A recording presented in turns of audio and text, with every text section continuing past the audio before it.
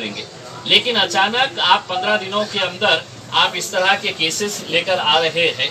उस हिसाब से अगर देखा जाए, अगर पुलिस ने तय कर लिया है कि ये खासदार है, आके हमारे ऊपर अब इसने है तो हमसे सवाल कर रहा है, तो 8 दिन के अंदर तो मेरे ऊपर भी 10 केसेस बना सकते हैं कि इम्तियाज जलील ने है तो इनसे 50,000 मांगा था, इनसे 10,000 मांगा था। एक लड़की को खड़े कर दिया जा सकता है कि साहब इन्हें मिली थी 2014 के अंदर, इनके ऊपर बलात्कार का केस है।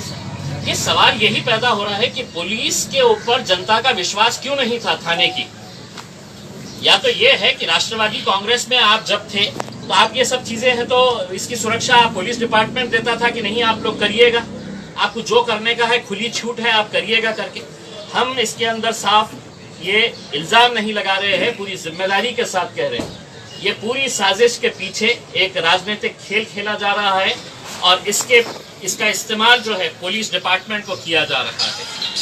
और राजनीति का मतलब ये है कि राष्ट्रवादी कांग्रेस का एक मंत्री इसके अंदर पूरी तरह से शामिल है, समाजवादी पार्टी के लीडर्स इसके अंदर शामिल है, जिन्होंने जिस दिन ये हुआ था उस दिन एक ट्वीट किया था कि अगर हमसे कोई टकरा, क्या है वो ट्वीट का, तो जिस तरह की भाषा का इस्तेमाल किया गया था, हमारा ये कहना है कि हम हारेंगे, लड़ेंगे, जीतेंगे, जो भी होगा उसमें, लेकिन आप हर वक्त सिर्फ इस तरह के नजरिए से देखेंगे कि नहीं साहब MIM मजबूत हो रही है, मुमरा में मजबूत हो रही है, भिवंडी में मजबूत हो रही है, तो उनको किसी तरह से कुचला जाए। तो हम पुलिस डिपार्टमेंट को ये कहना चाहते हैं कि आप वर्दी में होंगे, हम पुलिस डिपार्टमेंट की बहुत इज्जत करते हैं। मैं खुद पुलिस कमिश्नर साहब को, एडिशनल कमिश्नर साहब को पर्सनली जानता हूँ, मतलब मैं ये समझता हूँ कि अच्छे ऑफिसर्स हैं।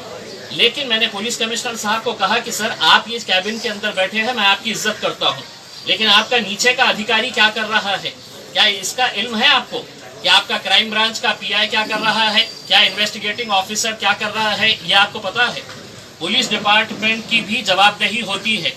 पुलिस डिपार्टमेंट का मतलब ये कतई नहीं है कि हम वर्दी के अंदर है तो हम कुछ भी कर सकते हैं। पुलिस के लिए भी कानून है, जो कानून मेरे लिए बना है वही कानून पुलिस डिपार्टमेंट के लिए भी है। ऐसा नहीं है कि पुलिस डिपार्टमेंट अपनी मनमर्जी के हिसाब से किसी को भी कौन से भी केस के अंदर डाल सकती है।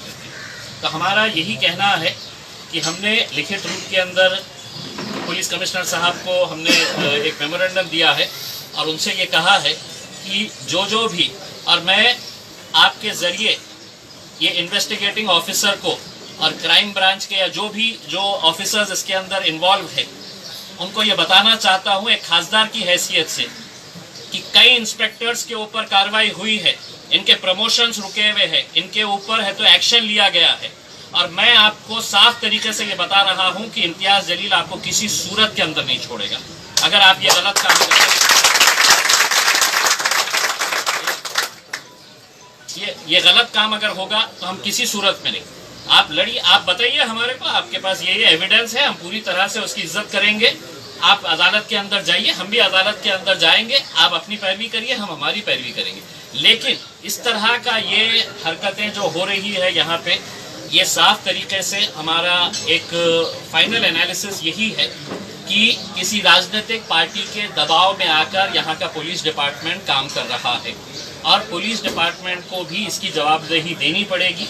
हम भी नेशनल ह्यूमन राइट्स कमीशन को ये बताएंगे कि ऐसे कौन से कानून के अंदर लिखा है कि किसी आरोपी को जिसका आरोप अभी सिद्ध नहीं हुआ है उसको आप रोड के ऊपर इस तरह से लेकर जाते हैं। इसके लिए हमने हमारी एक वकीलों की टीम हमने तैयार की है, जिसके अंदर हमारे डावरे साहब भी है जो यहाँ के लोकल वकील लोग हैं, हमारे खिजर पटेल साहब औरंगाबाद से आए हैं खास ये स्टडी करने के लिए, पूरे केसेस को देखने के लिए, और हम आगे की कार्रवाई यकीनन हम पूरी करेंगे।